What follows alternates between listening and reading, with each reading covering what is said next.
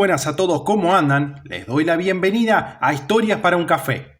Asia Central, a lo largo de su historia, está repleta de invasiones y conquistas de potencias extranjeras. Y no es necesario irse demasiado atrás en el tiempo para hablar sobre una de ellas, como es el caso de los hunos o los mongoles, ya que en el 1800 sucedió una conquista a gran escala en toda Asia Central, en esta ocasión de la mano de Rusia. Así que en este video vamos a hablar más sobre este momento de la historia. En caso de que este tipo de contenido sea de tu agrado, te invito a suscribirte, así estás al tanto de los nuevos videos. También agradezco a los colaboradores del canal que ayudan a que pueda seguir creando este tipo de contenido. En caso de que quieras ayudar, podés hacerlo desde el botón unirme. Ahora sí, comencemos con el video. La conquista rusa de Asia Central tuvo lugar en la segunda mitad del siglo XIX. La tierra que se convirtió en el Turquestán ruso y más tarde en el Asia Central soviética está ahora dividida entre Kazajistán en el norte, Uzbekistán en el centro, Kirguistán en el este, Tayikistán en el sureste y Turkmenistán en el suroeste. La zona se llamaba Turquestán porque la mayoría de sus habitantes hablaban lenguas túrquicas, a excepción de los tayikos que hablaban una lengua iraní. En el siglo XVIII, Rusia adquirió un control cada vez mayor sobre la estepa kazaja. En 1839 no lograron conquistar el Kanato de Jiva al sur del Mar de Aral. Del 1847 al 1853 construyeron una línea de fortalezas desde el lado norte del Mar de Aral hacia el este por el río Sirdaria. Del 1847 al 1864 cruzaron la estepa oriental kazaja y construyeron una línea de fortalezas a lo largo de la frontera norte de Kirguistán. Entre el 1864 y el 1868 se trasladaron al sur de Kirguistán, capturaron las ciudades de Tashkent y Samarcanda y dominaron los kanatos de Kokán y Bujará. Ahora tenían un triángulo cuya punta sur estaba a 1.600 kilómetros al sur de Siberia y a 1.900 kilómetros al sureste de sus bases de abastecimiento en el Volga.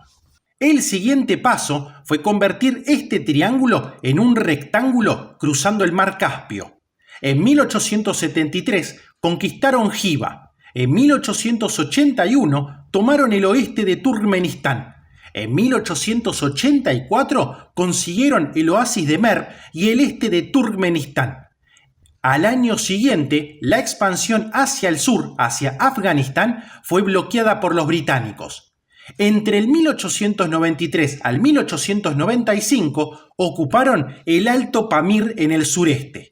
Ya teniendo una idea de qué se trata el tema del video, vamos a hablar sobre los primeros contactos en Siberia.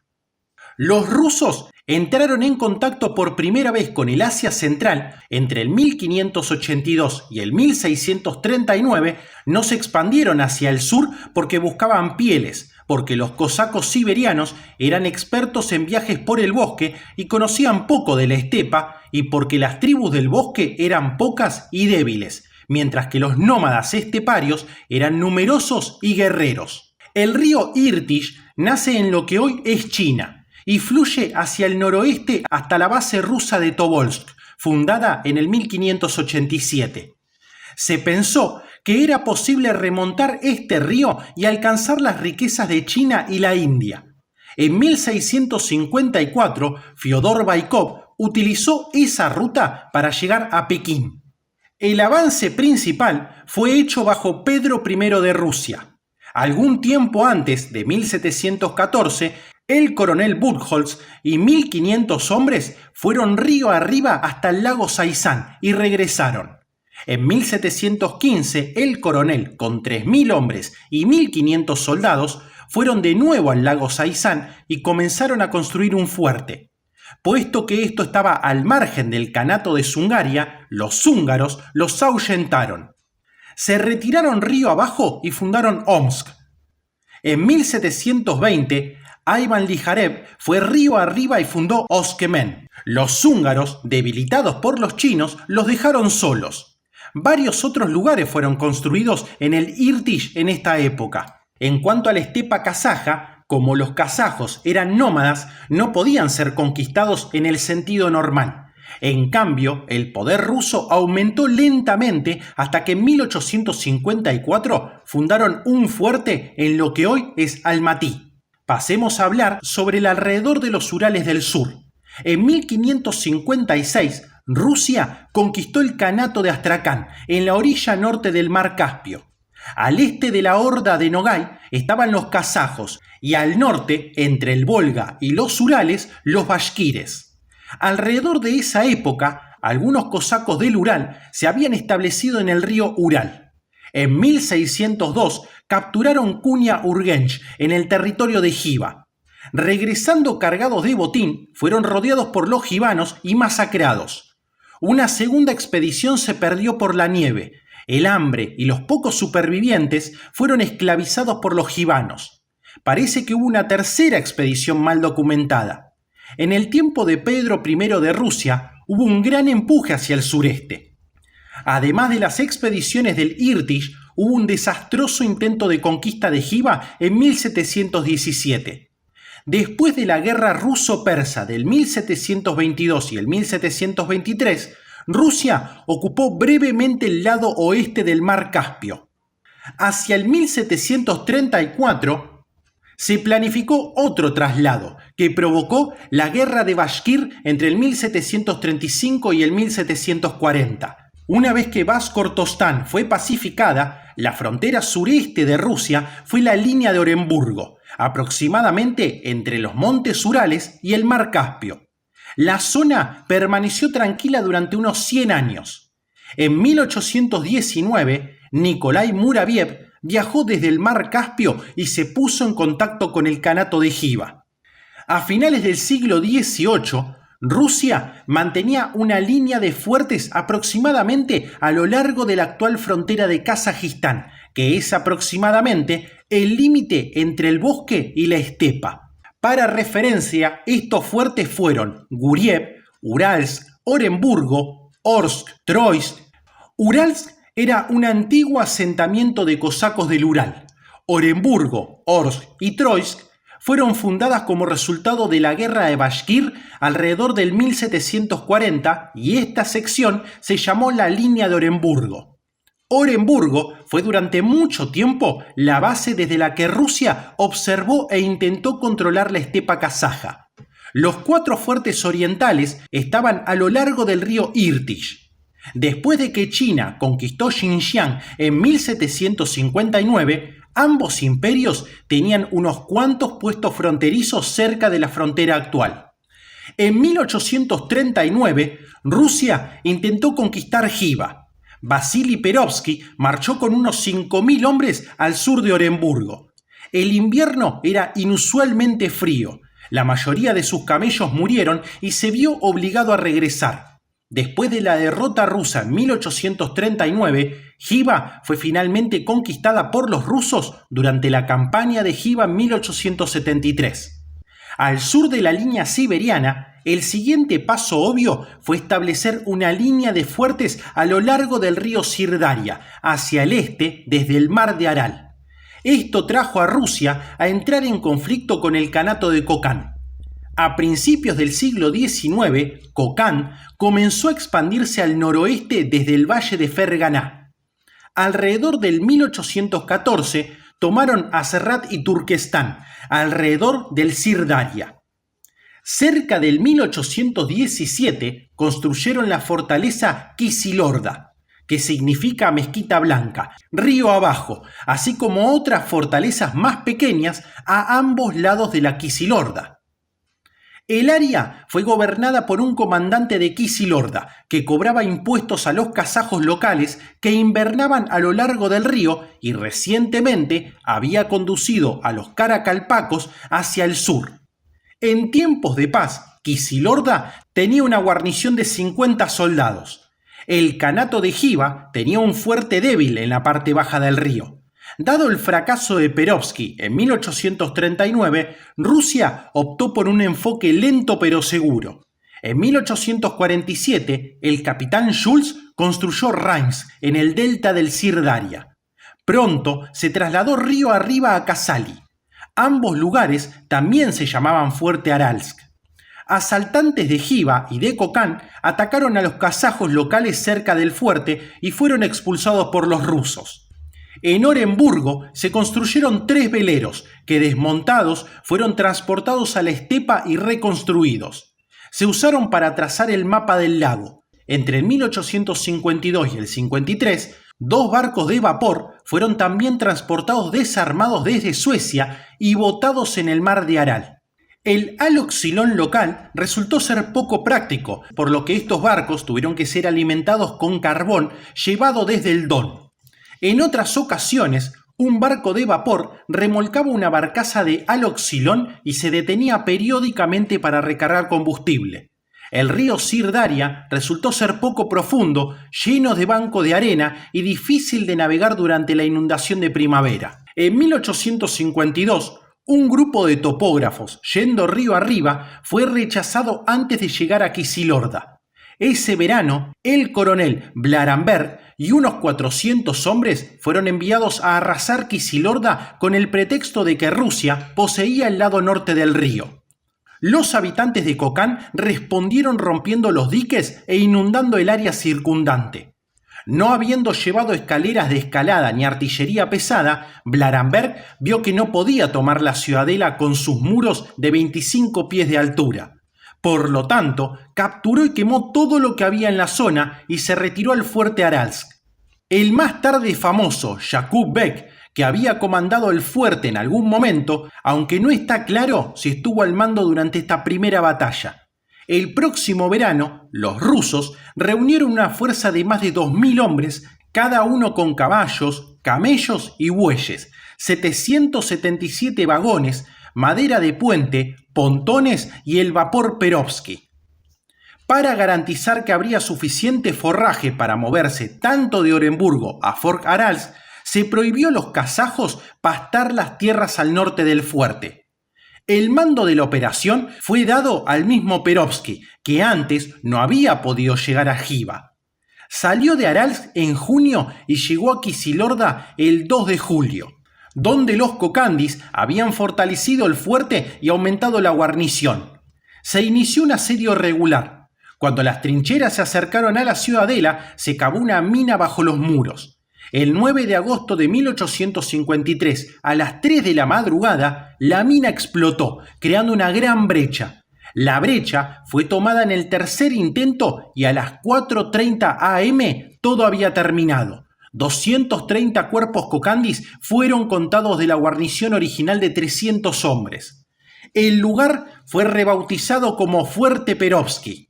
Durante el asedio, Padurov viajó 160 kilómetros río arriba hasta Julek y descubrió que sus defensores habían huido. Destruyó el fuerte lo mejor que pudo y regresó con sus armas abandonadas. En septiembre, una gran fuerza de Kokán volvió a ocupar a Julek y avanzó hacia el fuerte Perovsky. La columna enviada para recibirlos tuvo un duro día de lucha, pidió refuerzos, pero a la mañana siguiente descubrió que los kokandis se habían retirado. En diciembre, una fuerza de kokandi, que se dice que eran 12.000 hombres, rodeó el fuerte Perovsky. Una salida de 500 hombres pronto estuvo rodeada y en problemas. El comandante Shkupa, al ver que el campamento enemigo estaba débilmente defendido, estalló y quemó el campamento. Otras 2 incursiones expulsaron a los kokandis en desorden. Rusia ahora tenía una línea de 320 kilómetros de fuertes a lo largo de la parte oeste del río Sirdaria. El área entre los mares de Aral y Caspio estaba demasiado poblada para importar. La siguiente pregunta era si Rusia extendería la línea hacia el este hasta las montañas o si continuaría hacia el sureste por el río hasta Kokán y el valle de Ferganá. En cuanto al lado este, entre el 1847 y el 1864, los rusos cruzaron la estepa oriental de Kazajistán y construyeron una línea de fuertes en el área irrigada a lo largo de la frontera norte de Kirguistán.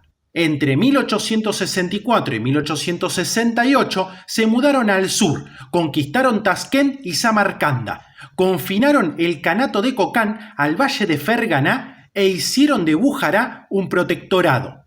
Este fue el principal evento de la conquista.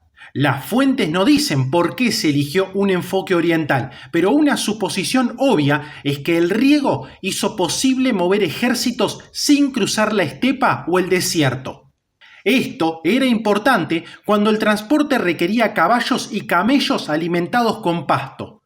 No se dice cómo Rusia suministró un ejército al este-oriente, o si esto fue un problema. No está claro por qué en esta ocasión se adoptó una política hacia adelante.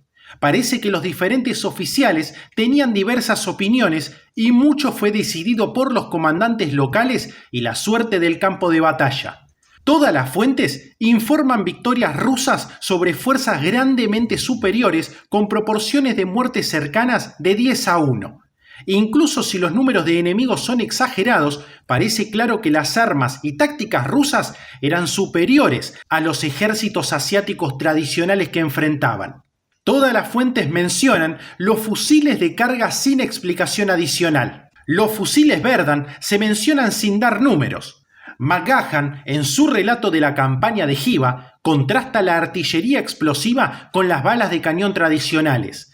La artillería y los rifles, a menudo, podían mantener a los soldados rusos fuera del alcance de las armas de mano. En cuanto al avance desde el noreste, el extremo oriental de la estepa kazaja fue llamado Semirechye por los rusos. Al sur de este, a lo largo de la moderna frontera kirguisa, las montañas Tien Shan se extienden aproximadamente 640 kilómetros al oeste.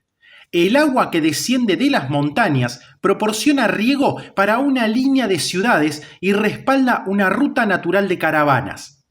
Al sur de esta proyección de montaña se encuentra el valle de Ferganá, bastante poblado, gobernado por el Kanato de Kokán. Al sur de Ferganá se encuentra la cordillera de Turquestán y luego la tierra que los antiguos llamaban Bactriana. Al oeste de la zona norte se encuentra la gran ciudad de Taskent y al oeste de la zona sur se encuentra la antigua capital de Tamerlán, Samarcanda. En 1847, Kopal fue fundada al sureste del lago Balkaj. En 1852, Rusia cruzó el río Ili y se encontró con la resistencia kazaja y el año siguiente destruyó el fuerte kazajo de Tuchubek. En 1854 fundaron Fort Vernoye, a la vista de las montañas.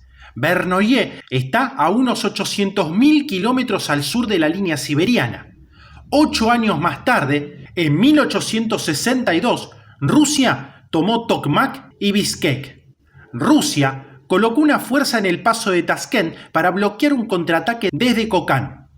Los kokandis usaron un paso diferente, atacaron un puesto intermedio. Los de Kopal salieron de Taskent y derrotaron completamente a un ejército mucho más grande. En 1864, Chernayev tomó el mando del este, lideró a 2.500 hombres de Siberia y capturó a Ulie-Ata. Rusia estaba ahora cerca del extremo oeste de la cordillera y a medio camino entre Vernoye y Kisilorda. En 1851, Rusia y China firmaron el Tratado de Kulja para regular el comercio en lo que se estaba convirtiendo en una nueva frontera. En 1864, firmaron el Tratado de Tarbagatay, que estableció aproximadamente la actual frontera chino-kazaja. De este modo, los chinos renunciaron a cualquier reclamación de la estepa kazaja en la medida en que tuvieran alguna. Mientras tanto, Rusia avanzaba hacia el sudeste sobre el río Sirdaria desde Kisilorda. En 1859, Julek fue tomado del Kanato de Kokán. En 1861 se construyó un fuerte ruso en Julek y Yani-Kurgan, provincia de Kisilorda, a 80 kilómetros río arriba. En 1862, Chernayev hizo un reconocimiento del río hasta Azrat y Turquestán y capturó el pequeño oasis de Susak a unas 105 kilómetros al este del río. En junio de 1864, Beryovkin tomó Azrat y Turquestán. Aceleró su rendición con el bombardeo del famoso mausoleo existente. Dos columnas rusas se encontraron en la brecha de 240 kilómetros entre Azrat y Aulier-Ata, completando así la línea del Sirdaria. Alrededor de 80 kilómetros al sur de la nueva línea estaba Shymkent, que pertenecía al Kanato de Kokán.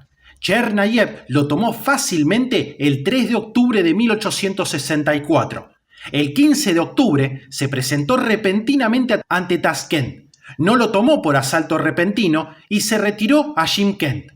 Kokán entonces intentó un ataque, pero no pudo reconquistar Azrat y Turquestán.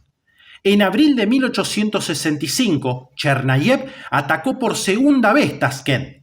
Incapaz de ocupar un lugar tan grande, que se dice tenía una guarnición de 30.000, ocupó el suministro de agua de la ciudad de Niazbek. El regente de Kokán, Alimkul, llegó con 6.000 soldados más y casi derrota a los rusos, pero murió en la lucha. Los habitantes se ofrecieron ahora a someterse al Emirato de Bujará a cambio de ayuda.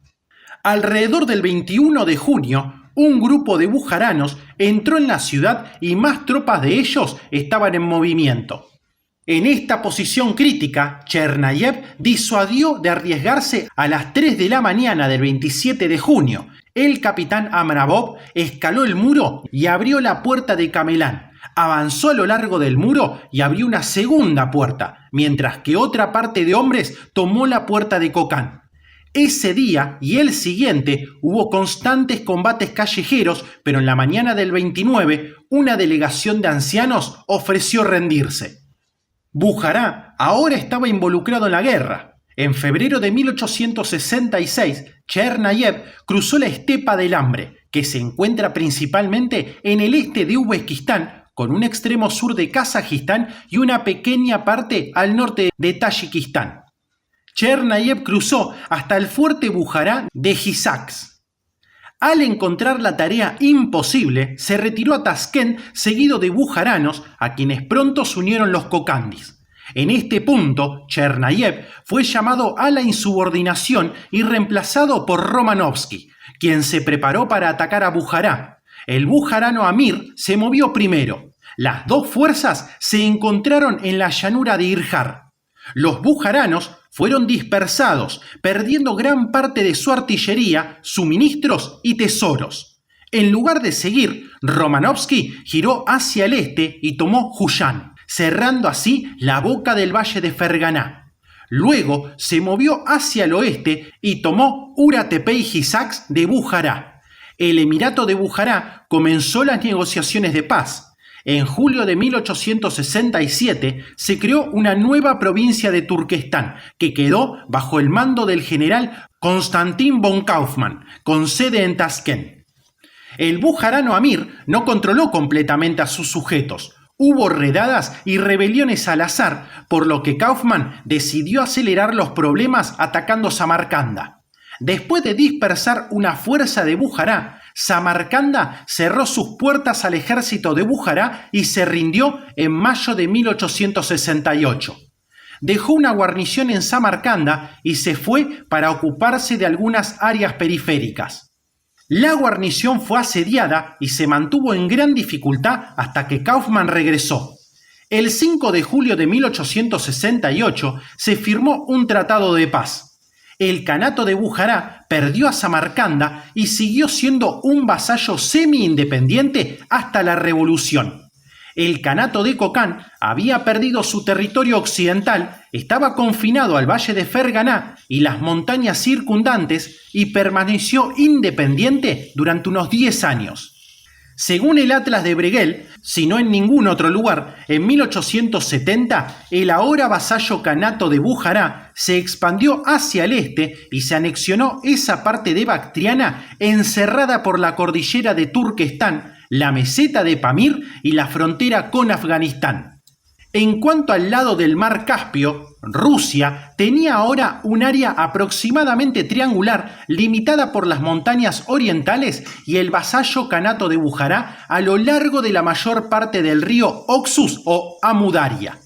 El punto sur estaba a unos 1.600 kilómetros al sur de Siberia. 1.600 kilómetros al sureste de Oremburgo y 1.900 kilómetros al sureste de las bases de suministro en el río Volga.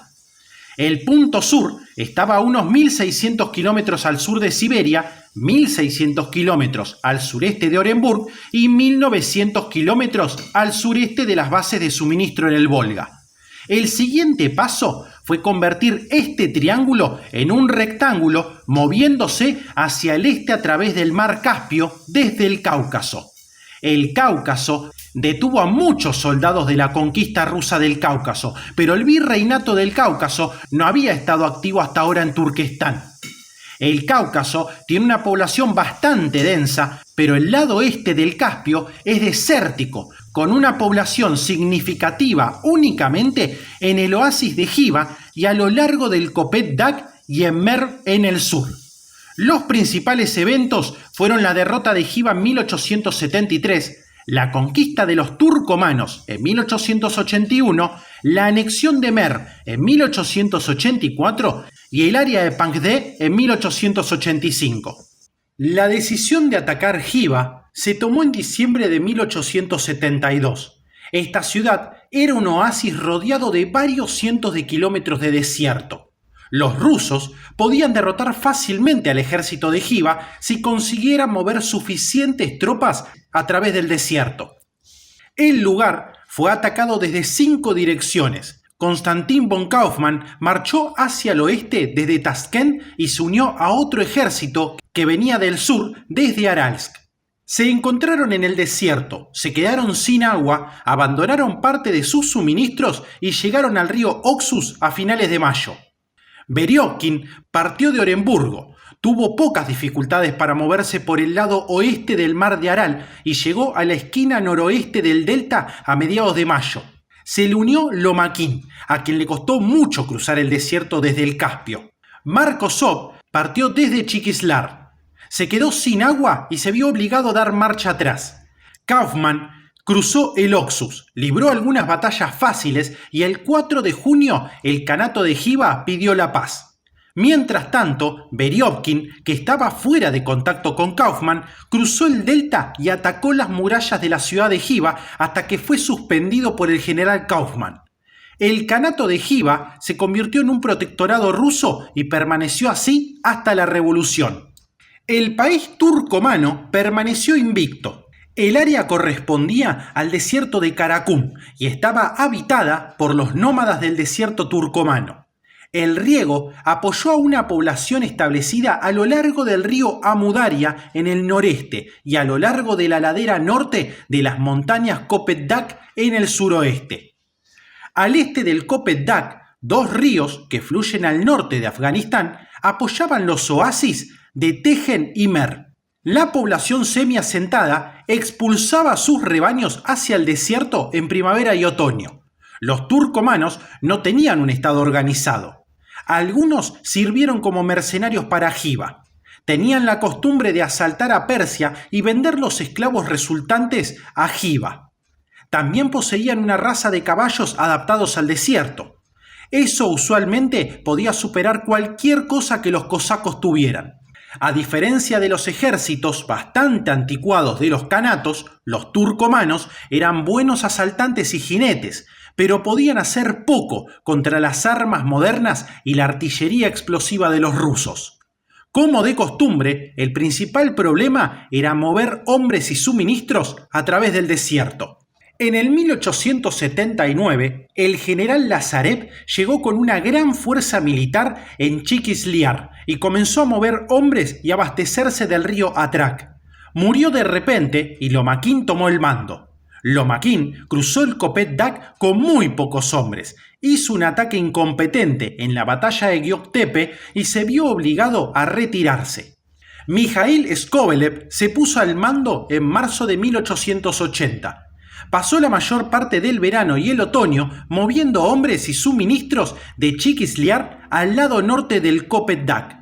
En diciembre marchó hacia el sudoeste y asedió a Göktepe durante un mes y consiguió rendirlo haciendo explotar una mina bajo sus paredes. Al menos 14.000 soldados fueron asesinados. Una semana después ocupó Asjabad a 40 kilómetros al sureste, pero no pudo ir más lejos. En mayo de 1881, el área ocupada fue anexada como el Óblast de Transcaspia. El ferrocarril Transcaspio llegó a Serdar o Kasil Arbat en el extremo noroeste de Kopet-Dag a mediados de septiembre de 1881. En octubre y diciembre, Lezar inspeccionó el lado norte de Kopet-Dag e informó que no habría ningún problema en construir un ferrocarril a lo largo de él. Desde abril de 1882, examinó el país casi hasta Herat e informó que no había obstáculos militares entre el Kopet-Dag y Afganistán. Nasirov o Nasir Beg fueron a Merv disfrazados y luego cruzaron el desierto hacia Bujará y Taskent. El área irrigada a lo largo del Kopet-Dag termina al este de Asjabad. Más al este hay un desierto, luego el pequeño oasis de Tejen, más desierto y el mucho más grande el oasis de Merv. Merv tenía la gran fortaleza de Kaushut Khan y estaba habitada por los mismos teques que lucharon en Geok-Tepe. Tan pronto como los rusos se establecieron entre los comerciantes de Asjabad y también los espías, comenzaron a moverse entre el Kopet-Dag y Merv. Algunos ancianos de Merv fueron al norte a Petro-Alexandrovsk y ofrecieron un grado de sumisión a los rusos allí. Los rusos en Asjabad tuvieron que explicar que ambos grupos formaban parte del mismo imperio. En febrero de 1882, Ali Khanov visitó a Merv y comenzó a hablar con Makhdum Quli Khan, que había estado al mando de Geok-Tepe. En septiembre lo convenció para que hiciera un juramento de lealtad al zar blanco. Mijail Skobelev había sido reemplazado por Rorberg en la primavera de 1881, a quien siguió el general Komarov en la primavera de 1883, quien, a finales de este mismo año, condujo a 1.500 hombres a ocupar el oasis de Tejen. Después de que Komarov ocupó Tejen, Ali Khanov y Makhdum Quli Khan fueron a Merv y convocaron a una reunión de ancianos, uno amenazante y el otro persuadiendo. Al no querer repetir la matanza de Geok-Tepe, 28 ancianos fueron a Asjabad y el 12 de febrero prestaron juramento de lealtad en presencia del general Komarov. Una facción en Merv intentó resistirse, pero era demasiado débil para lograr algo. El 16 de marzo de 1884, Komarov ocupó Merv. Los habitantes de los kanatos de Jiva y Bujará se encontraron rodeados por territorio ruso. Entre Merv y la actual frontera con Afganistán hay aproximadamente 230 kilómetros semidesérticos. Al sur de eso se encuentra la importante fortaleza fronteriza de Herat. En el verano de 1884, Gran Bretaña y Rusia acordaron formalizar la frontera noroccidental de Afganistán. Los rusos hicieron lo que pudieron para empujar la frontera hacia el sur antes de que se congelara. Cuando capturaron el fuerte afgano de Panjshir o Sergetabad, Gran Bretaña estuvo a punto de amenazar con una guerra. Ambas partes retrocedieron y la frontera se delimitó entre 1885 y 1886. Al este del valle de Ferganá y al sureste del fuerte Vernoye, al otro lado de las montañas, se encuentra la cuenca ovalada de Tarim, que había pertenecido a China desde 1759. Durante la revuelta de Dungan, del 1862 al 1877, China perdió el control parcial de sus territorios occidentales. Un hombre llamado Yaqub Beg se hizo amo de Kashgar y de la mayor parte de la cuenca del Tarim. Konstantin von Kaufmann pensó 2 veces en atacarlo. En 1872, las fuerzas se concentraron en la frontera, pero esto fue cancelado debido a la inminente guerra contra Jiva. En 1875 se hicieron planes más serios. Una misión fue enviada al Kanato de Kokán para pedir permiso para mover fuerzas a través de sus dominios.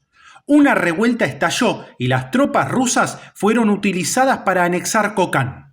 En 1877, China reconquistó la cuenca del Tarim y Yaqub Beg fue asesinado. Las montañas de Tian Shan Se extienden a lo largo de la frontera norte de Kirguistán. Continúan hacia el este y separan Zungaria en el norte de la cuenca del Tarim en el sur. En el lado chino, las montañas de Boro-Joro se ramifican creando el valle superior del río Ili, con su capital Gulja, moderna ciudad de Jining. Aunque normalmente forma parte de Zungaria, el valle se abre a la estepa controlada por los rusos.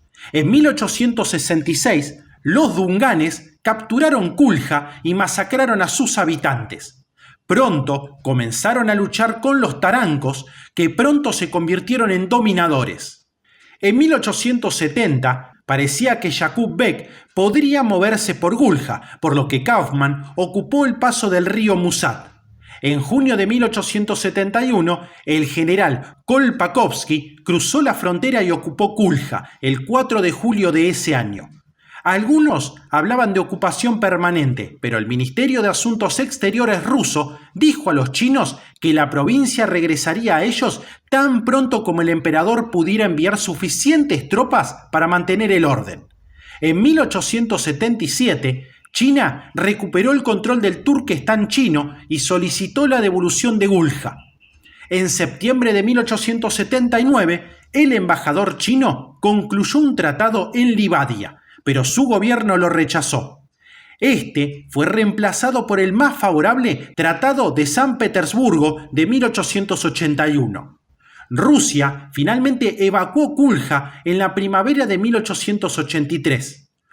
Hubo las habituales disputas fronterizas y se firmó un protocolo adicional en Chuguchak el 19 de octubre de 1883. La preocupación de Gulja fue uno de los pocos éxitos chinos contra una potencia occidental durante el siglo XIX. En el año 1868, el Kanato de Kokán había sido confinado al valle de Ferganá y las montañas circundantes. Kokán siempre había sido inestable con muchas facciones temporales y cambios de régimen. En 1873 estalló una rebelión. En julio de 1875, la mayor parte del ejército del Khan y gran parte de su familia habían abandonado a los rebeldes, por lo que huyeron a Huyán, donde se encontraban los rusos, junto con 1 millón de libras británicas en tesoros. Los rebeldes querían luchar contra los rusos, así fue como el Khan y Huyán fue brevemente asediado. Kaufman invadió el Kanato el 1 de septiembre, peleó varias batallas y entró en la capital el 10 de septiembre de 1875. En octubre transfirió el mando a Mijail Skobelev. Los combates continuaron fuera de la capital. Tan pronto como un grupo de rebeldes era derrotado, otro aparecía en su lugar. Kokán fue anexado formalmente el 2 de marzo de 1876, pero el desorden continuó, especialmente en las montañas. En 1893, la esquina sureste de Turquestán ruso era el Alto Pamir, que ahora es la región autónoma de Gorno-Badakhshan, de Tayikistán. Las mesetas altas en el este se utilizan para pastos de verano. En el lado oeste, las gargantas difíciles corren hacia el río Pang y Bactriana. En 1871, Alexei Fedchenko obtuvo el permiso del Khan para explorar el sur. Llegó al valle de Alay, pero su escolta no le permitió ir al sur a la meseta de Pamir. En 1876, Skobelev persiguió a un rebelde hacia el sur hasta el valle de Alay y Kostenko. Cruzó el paso de Kizilart y cartografió el área alrededor del lago Karakul en la parte noreste de la meseta. En los próximos 20 años, la mayor parte del área fue mapeada. En 1891, los rusos informaron a Francis John Husband que él estaba en su territorio y luego escoltaron a un teniente Davidson fuera del área en lo que se conoce como el incidente Pamir. En 1892, un batallón de rusos bajo Mikhail Ionov entró en el área y acampó cerca del actual valle del río Bartán, en Tayikistán, en el noreste. Al año siguiente construyeron una fortaleza propia. En 1895 su base se trasladó al oeste de Jorok, frente a los afganos. En 1893, la línea Durán estableció el corredor de Wakhan entre los Pamir rusos y la India británica. Así, llegamos al final de este video, que espero haya sido útil para conocer más sobre la conquista rusa de Asia Central. De ser así, te agradecería que me puedas dejar un pulgar arriba y te suscribas, que ayuda a que el canal siga creciendo. Esto ha sido Historias para un Café y nos veremos pronto. Hasta luego.